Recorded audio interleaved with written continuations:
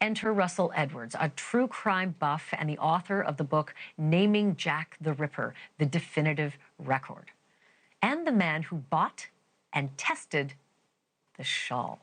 And through genealogy, that DNA was traced to a relative of the Ripper. Case closed. Or is it? Joining me now is Russell Edwards, the sleuth who brought us Aaron Kosminski, a.k.a. Jack the Ripper. Mr. Edwards, who was Aaron Kosminski? Take me through the process that led you to him. Sure. The name Aaron Kosminski was actually given to me by Scotland Yard once I revealed the link of the pattern on the shawl to the dates of the Ripper murders. So Aaron Kosminski was a Polish immigrant that came over to London in 1881 with his brother. And he was 16 at the time when he came over. And he committed these murders 7 years after. So he was actually only 23. On his asylum records, he was it said he was suffering with mania, but we actually know that it was schizophrenia. So he had auditory hallucinations, which is one of the things. Plus, it also says about solitary vices, which I won't go into on a program such as this. So literally, he'd been suffering from schizophrenia for at least virtually since he come over to the UK.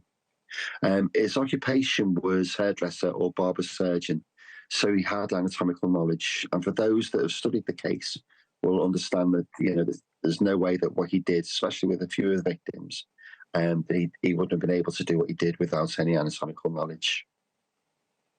Well, we love DNA in a case today. Of course, they knew nothing about it back then.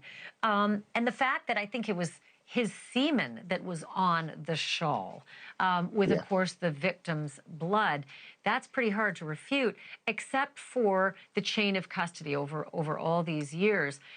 Before I get to that, though, I want to ask about his descendants, because this has to be a pretty painful discovery for them. How did they deal with the news? That's a very interesting question. I've just literally spoken to one of them only yesterday. They're quite concerned about their anonymity. So I'm duty bound not to divulge who they are. Any names we've given are not their names. And really, they're very secretive, though they know that this is the guy.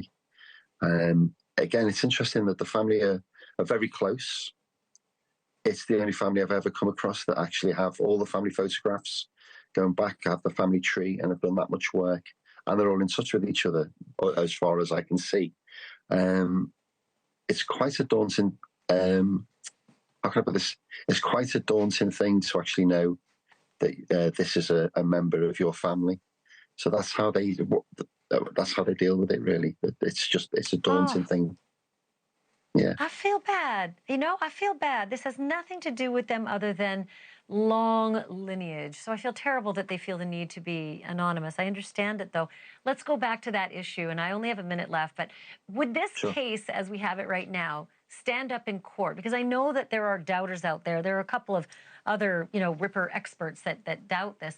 Would it stand up in court, just the fact that that shawl's been around 135 years? You bought it at auction. It's been passed around. The chain of custody, that there could have been touch DNA, there could have been all sorts of things. Do you think it would be a court case that could be won? Yes. Uncontaminated DNA we got, which is always a confusion to most. And His Majesty's coroner has investigated the case, the information that we provided, and immediately said this should be taken to the coroner's court. Well, I am a big fan of this work of yours, and I want to continue watching it, because if there ends up being an inquest, and I know the family would like this to be resolved, I'd love to have you back. And I know it's 4 o'clock in the morning in the UK, just the time that the Ripper would skulk his victims, so I appreciate you staying up late for us. Thank you so much. I really appreciate this. Pleasure. Thank you. Thanks for watching. Go to joinnn.com to find NewsNation on your screen. And don't forget to click the red subscribe button below to get more of NewsNation's fact-driven, unbiased coverage.